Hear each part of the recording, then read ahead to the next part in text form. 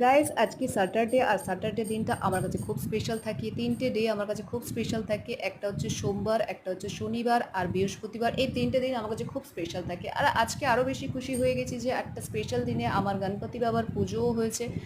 আর দেখো আমি সবে পুজো দিয়ে উঠেছি, কেমন লাগছে তোমরা অবশ্যই জানিও। আর কি কেমনভাবে কোথায় ঘুরতে বেরিয়েছো, কেমন করে পুজো দিয়েছো অবশ্যই আমাকে শেয়ার করো। আর আমি এইভাবেই ঠিক সন্ধেবেলাটা ঘরটাকে সাজিয়ে উঠেছি, আমি আমার বাবার পুজো করেছি, দেখতেই পাচ্ছ। আর তারপরে দেখো এখানে আমার একটা বাচ্চাও শুয়ে আছে, কারণ কেউ সারা দিন এইখানেই থাকে, দেখতেই পাচ্ছ। আমি ঘরটা ঠিক এইভাবেই আমার বাবাকে সেবা করেছি, এইভাবেই পুজো করেছি।